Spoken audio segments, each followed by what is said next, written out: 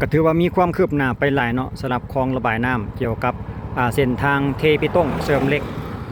อยู่ในเส้นทางที่ว่าลักเซาซีไปหาบ้านปักซับนั่นเองเนาะเดี๋ยวเราไปรับชมกันเลยว่าเปิ้นทางเปิ้นเทไปได้หน่อยหลายสำใดสำหรับเส้นทางเส้นนี้อีกทีหนึ่งพี่น้องเอ้ยสำหรับเส้นทางลักเซาซีไปหาบ้านปากซาบใหม่ในปัจจุบันปี2026ส่วนนี้แมนระหว่างจากลักเซาเอ็ดเนาะเป็นกำลังสังเกตเห็นเป็นกำลังเริ่มการเตรียมที่ขยายหน้าทางสำหรับเส้นทางนี้เนาะจากลักเซาเอ็ดไปหาลัก71นี่เนาะเป็นการทำการลงมือเป็นที่เรียบร้อยแล้วเนาะสำหรับเส้นทางเส้น13 ไต้พอมาถึงจุดนี้กับลักเซาซีเดี๋ยวเขาจะเข้าไปเบิ้งสำหรับลักเซาซีเนี่ยน้องพี่น้องไปเบิ้งน้ำกันสำหรับที่เขาเรียนมาเมื่อกี้นี่จากลักเซาเอ็ดมานี่ครับเพิ่นกำลังเตรียมเลยพี่น้องเขาเลี้ยวไปไกลๆบางก่อนยาวเลยเพิ่นเตรียมที่จะอัดขยายหน้าทางก็จะเฮ็ดเป็นทางปูยางอีกเป็นงานต่อไปเนาะสำหรับเส้นทาง13 ไต้จุดนี้ก็คือหลักกิโลเมตรที่24สำหรับเส้นทางเส้นนี้ก็จะเข้าไปหาบ้านปากซาบเนาะบ้านปากซาบบ้านนาพอกเดี๋ยวเราจะเข้าไปติดตามอีกเส้นทางหนึ่งที่ว่าเพิ่นเริ่มมาได้หลายเดือนแล้วเนาะเราก็เลยจะเอาเหตุสถานการณ์ข่าวคืบหน้าว่าซั่นต่อไปการก่อสร้างเส้นทางนี่เพิ่นเฮ็ดไปฮอดจุดใดแน่เนาะสำหรับจากลักเซาซีไปหาบ้านปากซาบใหม่อีกทีหนึ่งให้ทุกท่านได้รับรู้พี่น้องเลยสำหรับจุดนี้ก็คือเส้นทางที่ว่า13 ไต้โอ้เท2ฝากข้างที่เรียบร้อยเลยนี่เด้เดี๋ยวเฮาเลี้ยวสักๆป้ายเพิ่นพี่น้องอันนี้ก็คือกันพี่น้องเอ้ยแผนการสำเร็จการก่อสร้างก็ในช่วงระหว่างเดือน2ปี2028เนาะเพิ่นก็เริ่มต้นมาตั้งแต่เดือน8ปี2025แล้วมาถึงปัจจุบันนี้ก็ปี2026เนาะแต่ว่าก็ยังมีเวลาอีกหลายเดือนว่าซั่นต่อไปเพราะว่ากำหนดเวลาเพิ่นก็เดือน2ของปี2028เนาะต้องให้สำเร็จแต่ว่าเอามาสังเกตเห็นกำลังแล่นเข้ามานี่สังเกตเห็นแล้วว่าเท2ฝากข้างเป็นที่เรียบร้อยสำหรับจุดนี้นี่เนาะเอาเบิ่งกันอีกทีนึงพี่น้องเอ้ยกับป่าวิธีแดนลาวเส้นทางอีกเส้นทางนึงว่าเพิ่นจะเทไปได้หลายได้หน่อยซ้ำใดเดี๋ยวเขาจะแล่นไปเรื่อยๆจนฮอดบ้านปากซาบไปเลยพี่น้องไว้เป็นช่วงเอาเนาะเขาจะตัดต่อเป็นช่วงเอาว่าช่วงใดที่ว่าเพิ่นเฮ็ดฮอดอันคันใดได้แนวนะมีคลองน้ำแล้วหรือยังหรือว่าเทไปต้งเท2ฝากข้างไปนี่ฮอดจุดใดแด่จังซี่นะเอาเราสู่ฟังพี่น้องอีกเทื่อนึงสำหรับเส้นทางเส้นนี้นี่เนาะสำหรับโครงการเพิ่นเส้นทางเส้นนี้ก็คือกันพี่น้องเอ้ยทางกว้าง10 เมตรแล้วก็ความยาวจากลักเซาซีไปฮอดปากซาบนี่ก็9 ลักป่ายคือกัน9 กิโลเมตรป่ายเนาะสำหรับเส้นทางเส้นนี้รู้สึกว่านายสร้างจะแต่งขอบบ่อเนาะแต่งขอบฝาปิดล่างนั่นเอง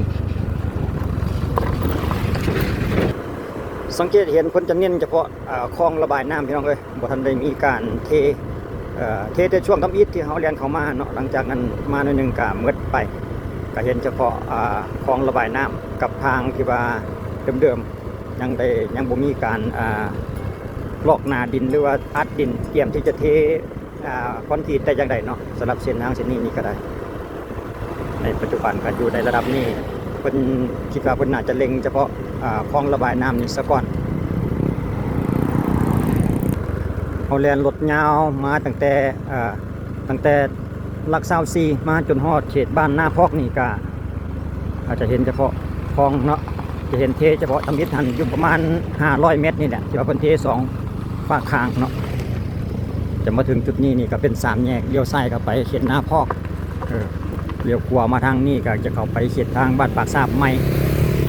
จะเห็นเกี่ยวกับคลองระบายน้ำส่วนหลายมาถึงจุดนี้เนาะเขตบ้านปากซาบนี่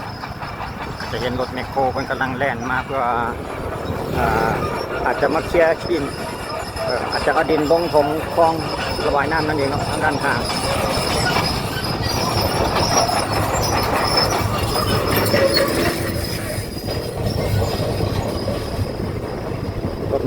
เพิ่นมาเอ่อเมื่อกี้นี้เพิ่นแล่นมาจกคลองระบายน้ำเนาะปรับอ่าปรับรางเนาะเพื่อจะเตรียมนั่นที่พื้นของคลองระบายน้ำนั่นเองเนาะเห็นเพิ่นมีกล้องตั้งอยู่แสดงว่าเพิ่นอยู่ในช่วงระหว่างการเร่งเกี่ยวกับคลองระบายน้ำนั่นเองสำหรับจุดนี้ก็ปักทราบใหม่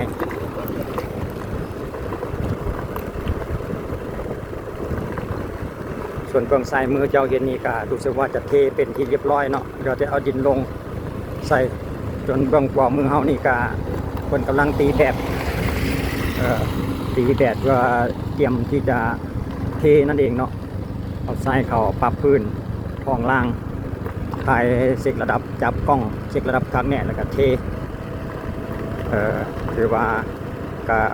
คืบหน้าไปหลายรู้สึกว่าก็จะใกล้จะสุดบ้านปากซาบไม่เลยได้นี่สำหรับคลองอยู่เนาะคิดว่าคุณน่าจะเร่งเกี่ยวกับคลองระบายน้ำหลายกว่า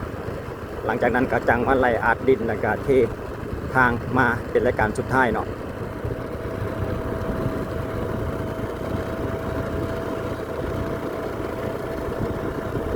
อันนี้เป็นรถทางนายสร้างเพื่อนเพื่อคนอุปกรณ์มาเตรียมเทนั่นเอง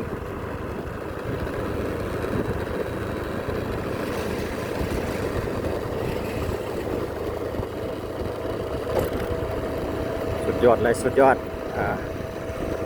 ถือว่าคืบหน้าไปหลายคือกันพี่น้องสำหรับเส้นทางเส้นนี้เนาะเพราะว่าเพื่อนก็ยังมีเวลาอีกหลายเดือนว่าสันต่อไปที่จะในการก่อสร้างนี่นะกำหนดเป็นกาในเดือน2 ปี 2028พุ่นเนาะแต่ว่าได้ตอนนี้ก็เพียงแค่ปี 2026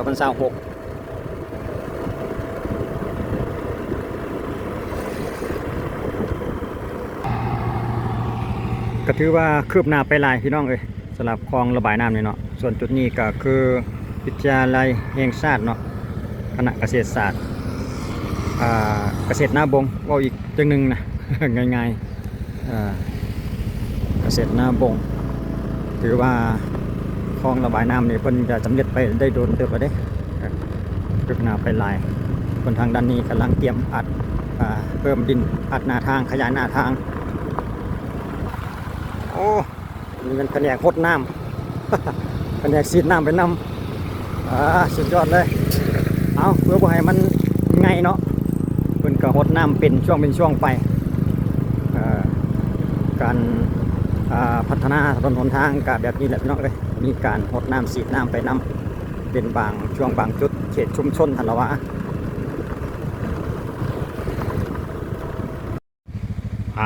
ถอยยาวๆถอยยาวๆ เบิ้งรถสีดน้ำกันพี่น้องเอ้ยอยู่ทางด้านหน้าของเกษตรนาบงรู้สึกว่าเพิ่นจะเป็นชุมชนนิดนึงเพิ่นก็สีดน้ำบริการเพื่อบ่ให้มันเป็นขี้ไงสุดยอดปอโอ้